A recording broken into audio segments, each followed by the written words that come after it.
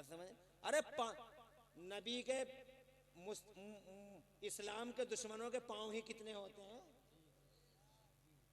बहुत छोटे से होते हैं। अभी एक मौलवी मरा है बंगाल में, नबी का दुश्मन था, तकरीर कर रहा था बंगाली में। अभी की तो बात है, बंगाली में तकरीर कर रहा था। अब तकरीर करते करते करते करते करते करते मैं कहा नबी के दुश्मनों के पांव बहुत लंबे नहीं होते। तकरीर कर रहा था बंगालिया में, और तकरीर करते करते वो आला हजरत की शान में गुस्ताखी करने लगा, और माज़अल्लाह सदबार माज़अल्लाह ये कह दिया उसने कि बरेली वाले अहमद रजा अंग्रेजों के दलाल थे। ये कह दिया माज़अल्लाह, अंग्रेजों के दलाल थे। आप खुद देख लीजिएगा, इन लोगों के पास होगी वो क्लिप। तो वो जैसे इसने कहा अंग्रेजों के दलाल थे, तो नबी के दुश्मनों की पांव ही कितने होते हैं। तो ऐसे ही कुर्सी पे बैठ के तकरीर कर रहा था। खुदा की कसम खा के कहता हूँ जुमला पूरा हुआ है, और अभी बल्कि पूरा भी हुआ या नहीं हुआ, और ऐसे ही हो गया, ऐसे ही गिरता चला गया, ऐसे ही गिरता चला गया, अल्लाह ने मार दिया। कैफर एक किरदार को पहुंचा दिया। बदतमीजों, नाहंजारों और नबी के दुश्मनों के पांव बहुत लंबे नहीं होते। अल्लाह की रहमतों से नाउम्मीद होने की जरूरत नहीं है। अभी की तो बात है, आला हजरत को बुरा कह रहा था। अब वो चूंकि हुजूर का दुश्मन था, अल्लाह ने दिखा दिया। अब हम में से भी कुछ आला हजरत को बुरा कहते हैं, ये इसका मुरीद है, वो उसका मुरीद है। अब आजकल पीरों का आतंक चल रहा है बहुत जम के। मेरा पीर, मेरा पीर, मेरा पीर, मेरा पीर, और इस पीर पीर गर्दी में इस्लाम का और सुन्नियत का सर्वनाश करके रख दिया जालिमों ने। सब अपने अपने वो बनाए बैठे हैं झोपड़ियां, मेरी झोपड़ी, मेरा पीर, मेरा पीर, मेरा पीर, मेरा पीर। अरे काहे का पीर? झूठे पीरों की तरफ बिल्कुल तवज्जो देने की जरूरत नहीं है। सुन्नियत के कातिल हैं ये झूठे पीर। मादल्ला 20-20 अंगूठियां पहनने वाले, नमाज न पढ़ने वाले, रोजा न रखने वाले, घरों में जनान खानों में लाशों की तरह पड़ जाने वाले, औरतें जिनके पांव दबाती हो, काहे का पीर है वो?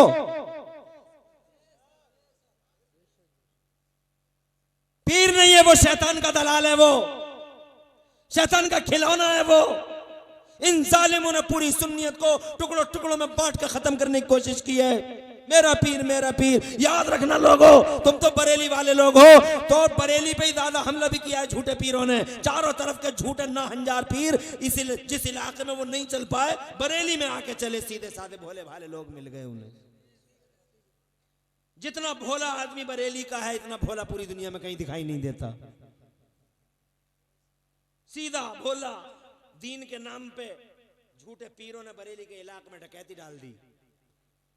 गांव गांव में मैंने देखा जिला बरेली में ऐसे ऐसे पीर के हमारे इलाके में पहुंचे तो शायद उनकी एंट्री गांव में हो ना सके, मगर यहां है।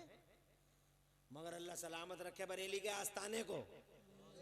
पीर जरूरी है, पीर अच्छी चीज है, मगर पीर अच्छा हो। बरेली वालों को बताने की जरूरत नहीं पीर कैसा हो। पीर ऐसा हो जैसा ताजे शरीयत गव्वा से बहरे मारे फतह अबरू अहले सुन्नत गाज़े रुखसारे मिल्लत अलम आलम फ़ख्रे अज़हर फ़ख्रे हिंदुस्तान अल्लामा मौलाना अख्तर रज़ा खान अज़हरी मियां। चेहरा देखो तो आमिना का लाल याद आ जाए, दामन करम थामो तो जन्नत की राह आसान हो जाए। पीर का मतलब खानों में बांटना नहीं होता, और जो खानों में बांट रहे उन्हें बता दो दुनिया में सबसे बड़ा पीर अल्लाह ने अगर किसी को बनाया है तो 12 रबीउल अव्वल को आने वाला VVIP ऑफ दिस वर्ल्ड दुनिया का सबसे बड़ा पीर है। इसलिए वो लोगों, अगर किसी का झूठा पीर है, सच्चा मिल ना सका, तो सबसे बड़ा पीर मानो मोहम्मद रसूलुल्लाह को। और अगर और करीब आना चाहो तो बगदाद के गौसे आजम मीर मीरा पीर पीरा शाह जिला गौसे पाक सैयदना शेख अब्दुल कादिर जिलानी फरमाते, कोई मेरी तरफ मुंह करके कह दे कि मैं आपका मुरीद हूँ तो कयामत तक वो मेरा ही मुरीद है। वाह वाह वाह, जिंदाबाद, बेशक।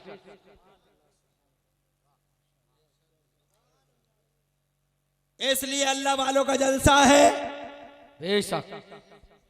इसलिए मैं इस फितने से भी आपको खबरदार करना चाहता हूं।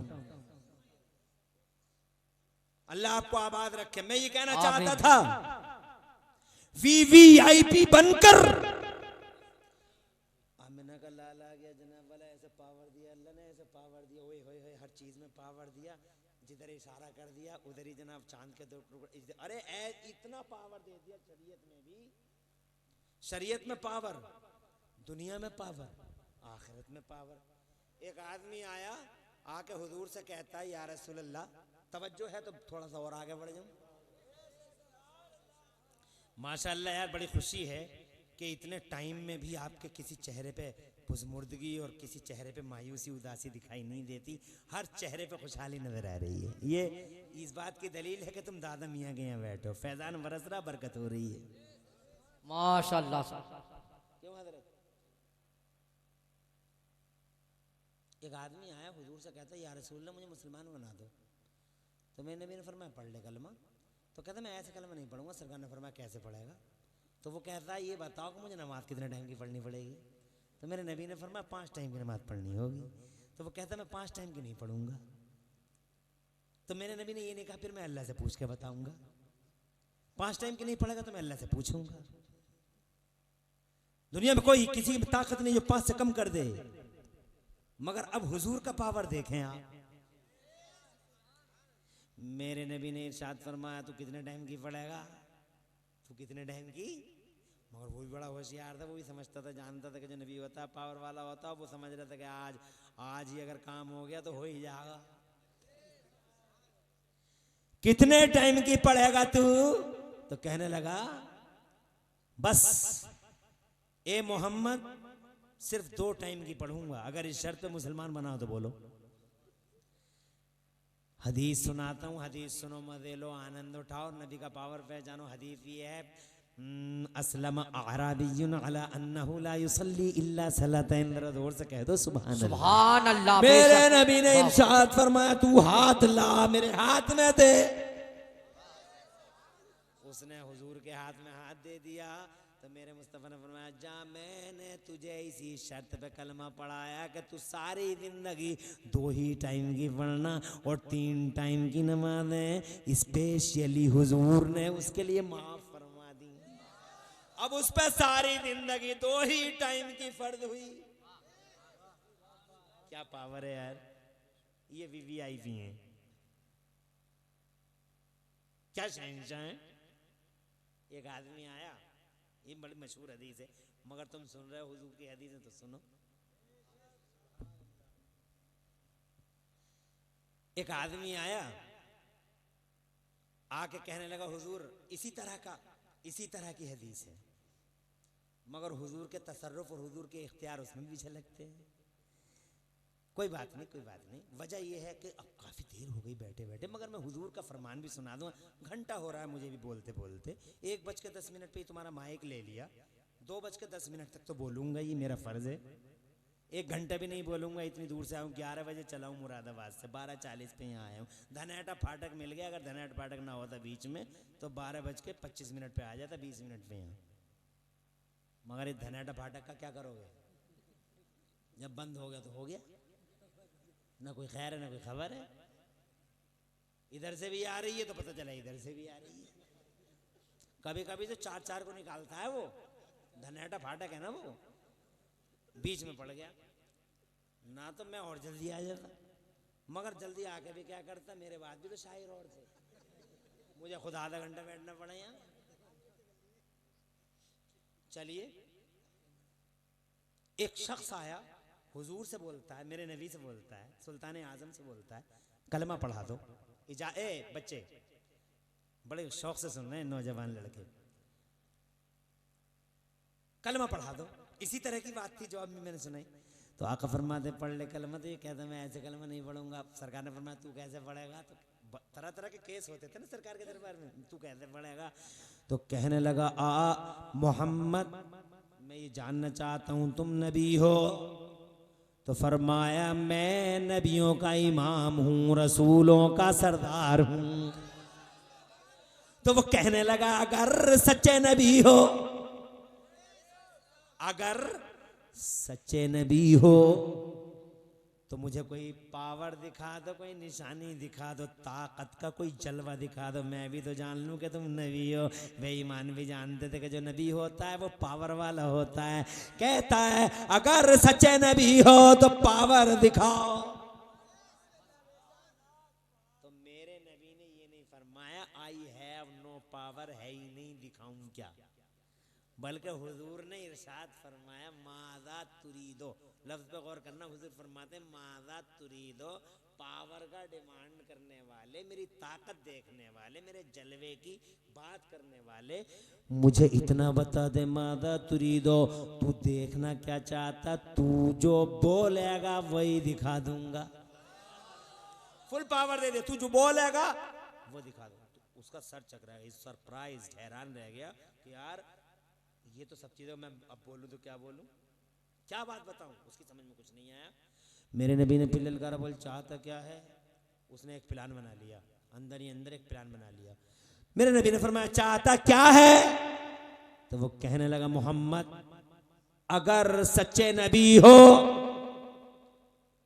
तो वो जो पेड़ खड़ा है आधा किलोमीटर के फासले पर लगभग सामने एक पेड़ खड़ा था, कि वो जो बहुत दूर की तरफ इशारा कर, वो जो पेड़ खड़ा, बड़ा मोटा ताजा पेड़ था, वो कहता वो जो पेड़ खड़ा है उस पेड़ को यहाँ बुला के दिखा दो।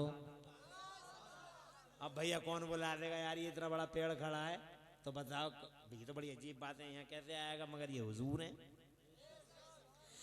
आका से कहता अगर सच्चे नबी हो तो पेड़ को बुला के दिखा दो। तो मेरे नबी ने फरमाया मैं नहीं बुलाता उस पेड़ को। आका फरमाते मैं नहीं बुलाता उस पेड़ को। आका फरमाते मैं नहीं बुलाता उस पेड़ को, बल्कि तू खुद उस पेड़ से जाके कह दे कि तुझे नबी ने बुलाया है, तुझे रसूल ने बुलाया है, तुझे पैगंबर इस्लाम। अरे जोर से कहते क्यों नहीं यार, अरे तुझे पैगंबर इस्लाम ने बुलाया, तू जाके बोलना, मैं नहीं बुलाता, तू बोल दे जाके हुजूर ने बुलाया, जा। क्या बड़ी बात है, इसे कहते हैं, ये है जलवा। क्या नाम है इनका, मुनव्वर भाई, बहुत मेहनत में है।